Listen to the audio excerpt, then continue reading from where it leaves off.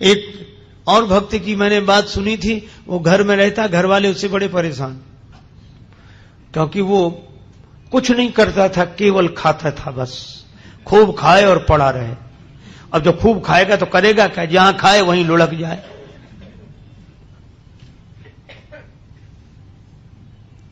घर वालों ने कहा निकल जाओ यहां से, 2-2.5 सेर खाते हो एक बार में बैठकर, काम कुछ करते नहीं। बेचारा अब जाए कहां। सो एक महात्मा दिखाई दिए मंदिर के बाहर बैठे। महात्मा बड़े तंदुरुस्त थे, महात्मा होते ही प्रसन्न, अपना मस्त। उसने सोचा कि ये खूब खाते होंगे तब तो इतने तंदुरुस्त हैं, मोटे। गया, बोले महाराज, अब तब तक 2-4 उनके चेला निकले साधु, वो लोग भी ऐसे ही आ रहे। बोले यहां तो सब ऐसे ही ऐसे हैं। तो बोला महाराज हमको भी चेला बना लो। महात्मा बोले रहो। मंत्र दे दिया, तुलसी माला पहना दी, नाम रख दिया, काम कुछ नहीं, बस भगवान की पूजा आरती में खड़े रहा करो, राम राम किया करो। और पंगत बोले 2 समय होती, खूब प्रेम से करो। तो मैं 2 पंगत में, तुम 4 पंगत में बैठो, कोई हर्ज नहीं। उसको लगा ये बड़ा अच्छा, कुछ करना ही नहीं, खूब खाने को मिलना, मंदिर में ही रह गया। पर उसे क्या पता कि यहां भी मुसीबत आएगी। एक दिन सवेरे से कुछ बने ही नहीं, भंडार में सब ऐसे ही चूल्हे पड़े ठंडे, कुछ नहीं। महाराज आज कुछ बन नहीं रहा है। अरे बोले तुम बताना, आज एकादशी है। तो बोले एकादशी का मतलब न कुछ बनेगा न कुछ मिलेगा। तो वो बोला हमको भी नहीं मिलेगा। बोले हाँ तुम्हें भी। बोले चेला बहुत हैं, उनसे कराओ, हमको काहे को। बोले नहीं वो तो करना ही पड़ेगा तुम्हें। तो बोले हमें अगर आज एकादशी करा दी तो हम तो द्वादशी देख ही नहीं पाएंगे, आज ही शाम तक समाप्त। महात्मा बोले भाई बहुत कठिनाई है महाराज, मैं भोजन के बिना नहीं रह सकता। महात्मा बोले तो आश्रम में तो बनेगा नहीं, तुम बना लोगे? अरे बोले मरता क्या नहीं करता, हम सब बना लेंगे। महात्मा बोले जाओ भंडार से सामग्री ले लो। अब उसने 2.5 सेर आटा, आलू, नमक, मिर्च, मसाला, घी, जो कुछ था लेकर। महात्मा बोले देखो तुम वैष्णव हो गए हो, वैसे तो नहीं बनाना चाहिए भोजन, लेकिन चलो प्रसाद बुद्धि से ग्रहण करना, भगवान को भोग लगाना। ठीक है महाराज। जल्दी जल्दी में उसने सामान समेटा, कहा वहां जाना नदी किनारे, इस पेड़ के नीचे। हाँ पहुंच गया। अब जैसा बना बेचारे से वैसा भोजन बनाया, आलू का चोखा और सब गुड़ घी सब तैयार करके। इतना पाना ही चाहता था, भूख और लगाई, रोज तो बना बनाया मिलता था, आज तो बनाना पड़ा। अब याद आया गुरुजी ने कहा था भगवान को भोग लगा लेना। अब कितना सरल, तुरंत बुलाने लगा, राजा राम आइए, प्रभु राम आइए, मेरे भोजन को भोग लगाइए, ओ मेरे भोजन का भोग लगा। नहीं आए भगवान तो क्या बोला, आचमनी अर्घा न आरती, यहां यही मेहमानी, रूखी रोटी पाओ प्रेम से, पियो नदी का पानी, राजा राम आइए, प्रभु राम आइए, मेरे भोजन का भोग लगा। बोले यहां तो नदी का पानी है, रूखी रोटी, आना है तो जल्दी आ जाओ, हमको भूख लग रही है। भगवान नहीं आए। तो बोला पूड़ी और पकौड़ी भगवान सेवक ने न बनाई, और मिठाई तो है ही नहीं। फिर भी नहीं आए भगवान। तो एक सरलता से बात कही, उस पर रीझ गए प्रभु। बोले सुनो, हम समझ गए आप इसलिए नहीं आ रहे कि रूखी रोटी खाने काहे को जाए, नदी का पानी, मंदिर में तरह तरह के व्यंजन मिलेंगे। तो बोला भगवान उस धोखे में मत रहना, वहां से तो जान बचा के हम ही आए। भूल करोगे यदि तज दोगे, भोजन रूखे सूखे, एकादशी आज मंदिर में बैठे रहोगे भूखे, राजा राम आइए, प्रभु राम आइए, मेरे भोजन का भोग लगा। मंदिर में एकादशी है तो यहीं आ जाओ। और इस सरलता पर नवम सरल और मम भरोस की भगवान आएंगे। भगवान प्रकट हो गए, लेकिन भगवान भी कम कौतुकी नहीं। जितना वो सरल भगवान वैसी लीला करने को तैयार, अकेले नहीं आए। सीता समारोपित वाम भा, राम वाम दिस जान, श्री सीताराम जो देखा तो भगवान की सुंदरता, श्री सीता मैया देखकर प्रसन्न तो बहुत हुआ, लेकिन उदास हो गया कि गुरुजी ने तो एक भगवान के लिए कहा था, ये तो दो आए हैं। अब कभी भगवान की तरफ देखे, कभी रोटियों की तरफ देखे। भगवान ने कहा क्यों आ गए ना? बोले हाँ आ गए सो तो ठीक है, लेकिन अब जो है तो बैठो। भगवान बोले क्यों, क्या हुआ? बोले कुछ नहीं, हम तो सोच रहे थे कि एक का इंतजाम करना है, लेकिन आप दो आए हो तो कोई बात नहीं, थोड़ी बहुत तो एकादशी आप करा ही दोगे हमारी, जो कुछ है तो आप विराज हो। भगवान बैठ गए। कितनी सरलता से इन कथाओं पर विश्वास करना कठिन होता है, क्योंकि हम लोग सरल नहीं हैं। भगवान श्री सीताराम जी बैठ गए, उनके सामने परोस दिया। कहने लगा मैं कुछ भूखा तो रहूं, लेकिन आपको देखकर लगा बहुत अच्छा, पर एक काम करना, अब मैं समझ गया कि आप दो आते हो, मैं इंतजाम और ज्यादा करके रखूंगा अगली एकादशी को, लेकिन इतना परेशान मत करना, जल्दी आ जाना। भगवान बोले आ जा। उसने आकर गुरुजी से कुछ नहीं कहा, इतना सरल था, वह तो समझता था भगवान आते ही ऐसे ही होंगे। अगली एकादशी को बोला कि गुरुजी कुछ सामान बढ़वाओ। गुरुजी बोले क्यों? बोले वहां दो भगवान आते हैं। गुरुजी ने सोचा भूखा रहा होगा इसलिए कह रहा है। बोले बढ़ा दो, एक सेर आटा और सामान और बढ़ा दो। अब वो 3.5 सेर आटा लेकर और सब बनाया उसने और बुलाया। भगवान तो इंतजार ही कर रहे थे। जैसे ही उसने कहा राजा राम आइए, अब कहने लगा सीता राम आइए, मेरे भोजन का भोग लगाइए, ओ मेरे भोजन का भोग।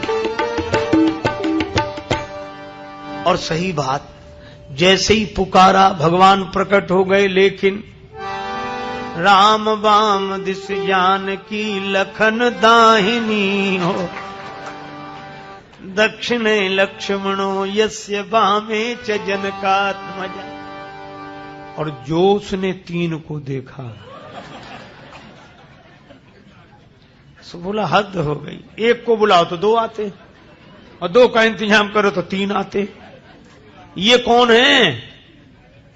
भगवान बोले ये हमारे छोटे भाई हैं। छोटे भाई सचमुच है? लगते तो नहीं न स्वरूप से न स्वभाव से, कहीं से पकड़ लाए क्या कोई? बोले नहीं हमारे छोटे भाई हैं। ऐसे क्यों कहते? छोटे भाई हैं। तो हाथ जोड़कर बोला प्रभु बुरा न मानना, छोटे भाई हैं सो अच्छा है, आ गए तो कोई बात नहीं, लेकिन एक बात बताओ, हमने ठाकुर जी के भोग का ठेका लिया है कि ठाकुर जी के खानदान भर का? गुरु जी ने कहा था भगवान को भोग लगाना, 2 आए, अब ये भाई साहब आ गए। अब राम जी खूब हंसे, जानकी मैया को, लक्ष्मण जी को लगेगा अच्छी जगह ले आए भगवान, क्या स्वागत हुआ है आते ही आते। लेकिन वो बोला क्या कहूं, भूखा भले ही रह जाऊं, लेकिन आप लोगों को देखकर मुझे बड़ा अच्छा लगता है। अब बैठो, आप तीनों ही बैठो, पाओ जो कुछ है, एक ही ज्यादा है, 2 का इंतजाम तो है ही। पाया कुछ मिला। भगवान खूब हंसते रहे, लक्ष्मण जी भी बहुत।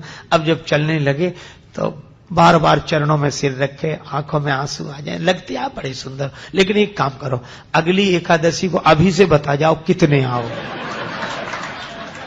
ताकि उतने ही हम इंतजाम कर लें। बस यही झंझट है, बाकी और कोई झंझट है। पहले से बता दिया करो कि कितने हो, तो वैसे ही इंतजाम कर। भगवान बोले हम आ जाएंगे, हम आ जाएंगे। आया तो भी नहीं कहा गुरु जी से, सोचा कुछ दिन तो आराम से बीते। अब अगली फिर एकादशी, गुरु जी बोला आज एकादशी है, शीला बोला है, उदास क्यों? अरे बोले महाराज वहां बहुत लोग आते हैं, तो क्या करें? बोले हमारा 7 सेर आटा करो कम से कम। 7 सेर?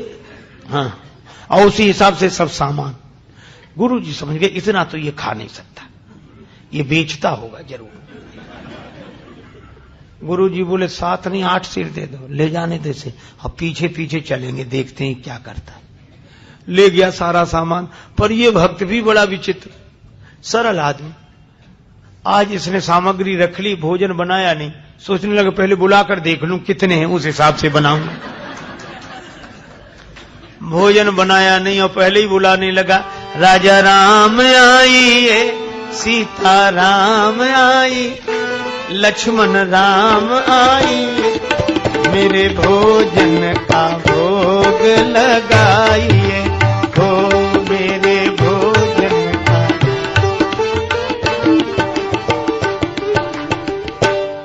जब जंगल में भक्त ने कीनी प्रेम पुकार, तब ता क्षण में प्रगट भो दिव्य राम दरबार। जो पुकारा तो भगवान श्री सीताराम जी, भरत जी, लक्ष्मण जी, शत्रुघ्न जी, हनुमान जी साहब। और जो इसने देखा सो बोला जय हो जय हो। लेकिन एक बात सुन लो, क्या